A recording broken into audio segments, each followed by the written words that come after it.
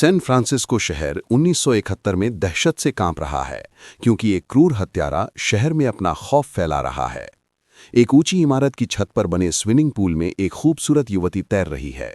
सूरज की रोशनी में पानी चमक रहा है।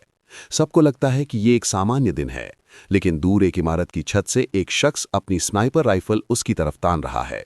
ट्रिगर दबाता है, वो युवती पानी में डूब जाती है। पानी लाल हो जाता है। इंस्पेक्टर हैरी कैलाहन, सब उसे डर्टी हैरी कहते हैं क्योंकि उसे हमेशा सबसे मुश्किल और खतरनाक केस मिलते हैं। हैरी एक सख्त पुलिस अधिकारी है। वो कानून का सम्मान करता है, लेकिन कभी-कभी न्याय के लिए कानून की सीमाओं को पार करना पड़ता है। क्लिंट ईस्टवुड के किरदार में हैरी एक खास शख्सियत है। उसके हाथ में .44 मैग्नम पिस्तौल है, दुनिया की सबसे शक्तिशाली हैंडगन में से एक। हैरी बहुत कम बोलता है, लेकिन उसका हर शब्द वजनदार है, हर नज़र खौफनाक है। हत्या की जगह पर पहुंची पुलिस को वहां एक शेल केसिंग और एक चिट्ठी मिलती है। चिट्ठी में लिखा है स्कॉर्पियो। वो एक सीरियल किलर है। अपनी मांगें पूरी न होने पर वो और लोगों को मारने की धमकी देता है। सिनेमा की शुरुआत में हीरो इस डायलॉग को बोलता है। हॉट डॉग और बैंक डकैती वाला सीन। एक दिन हैरी अपने लंच ब्रेक में हॉट डॉग खा रहा है, तभी उसे एक बैंक में डकैती होती दिखती है। हैरी फौरन एक्शन लेता है, अपनी पिस्तौल निकालकर लुटेरों की तरफ तान देता है।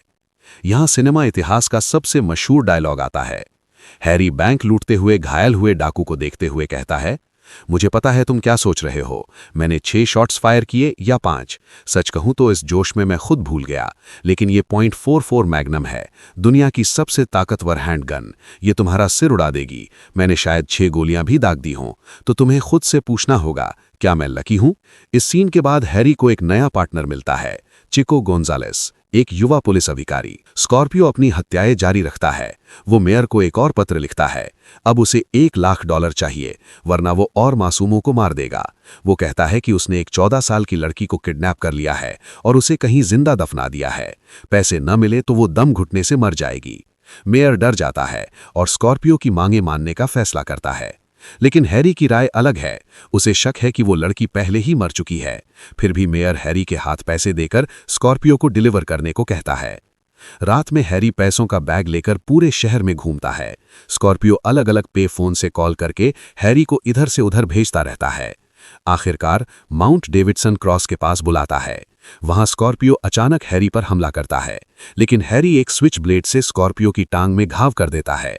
स्कॉर्पियो भाग जाता है। अब वो लंगड़ाते हुए चलना पड़ता है। हैरी स्कॉर्पियो को ट्रैक करके केजर स्टेडियम में पकड़ लेता है। वो उसकी टांग के घाव पर पैर रखकर यातना देता है और किडनैप की गई लड़की का पता बताने के लिए मजबूर करता है। लेकिन बदकिस्मती से वो लड़की पहले ही मर चुकी थी। पता चलता है कि स्कॉर्पियो ने रात से पहले ही लड़की को मारकर दफना दिया था। लेकिन यहां एक बड़ी समस्या आती है। डिस्ट्रिक्ट अटॉर्नी हैरी को बताता है कि स्कॉर्पियो को यातना देकर जानकारी निकालने की वजह से उस पर लगे सभी आरोप कोर्ट में खारिज हो जाएंगे। स्कॉर्पियो के अधिकारों का हैरी ने उल्लंघन किया है और कानूनी तरीके से सबूत इकट्ठा नहीं किए, इसलिए स्कॉर्पियो को रिहा कर दिया जाता है। हैरी को गुस्सा आता है। एक क्रूर हत्यारे को कानूनी खामियों की वजह से फिर से सड़कों पर छोड़ना उससे सहन नहीं होता। लेकिन वो क्या कर सकता है, वो भी तो कानून से बंधा एक पुलिस अधिकारी है। स्कॉर्पियो की रिहाई के बाद हैरी उसे चुपके से फॉलो करना शुरू कर देता है। स्कॉर्पियो को ये पता चल जाता है और वो खुद को घायल कर लेता है। चेहरे पर कट लगाकर हॉस्पिटल में भर्ती होता है। प्रेस को बताता है कि इंस्पेक्टर हैरी ने उसे यातना दी है। पुलिस चीफ हैरी को स्कॉर्पियो को फॉलो करना बंद करने का आदेश देता है, लेकिन स्कॉर्पियो रुकता नहीं। वो एक लिकर की दुकान में जाकर दुकानदार के सिर पर बोतल से हमला करके उसकी पिस्तौल चुरा लेता है। फिर एक स्कूल बस को हाईजैक कर लेता है। बस में छोटे बच्चे हैं। स्कॉर्पियो कुछ $1000 और एक हवाई जहाज की मांग करता है।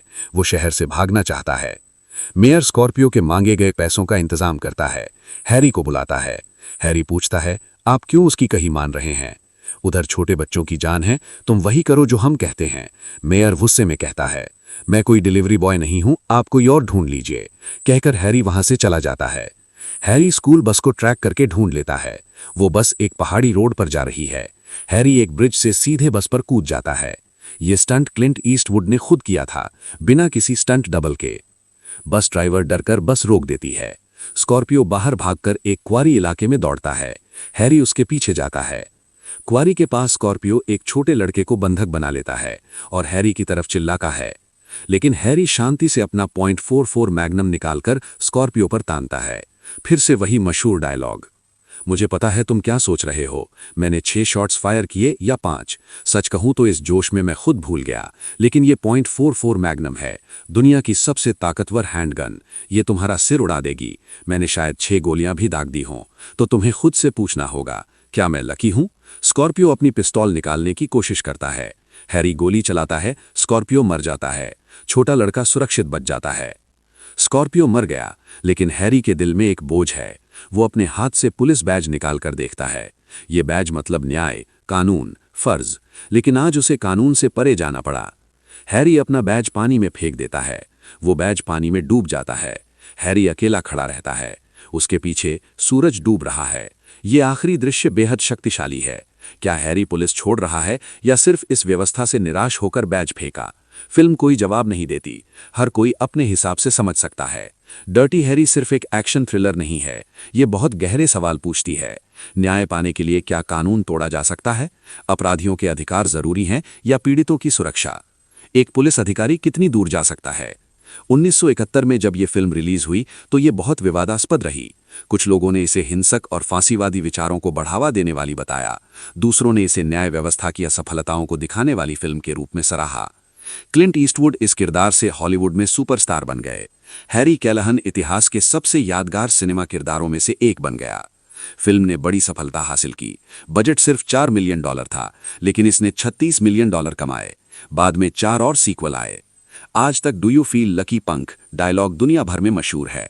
इस फिल्म का बैकग्राउंड म्यूजिक उस दौर में एक चमत्कार था। डर्टी हैरी सिर्फ एक सिनेमा किरदार नहीं है, ये एक सांस्कृतिक प्रतीक बन गया।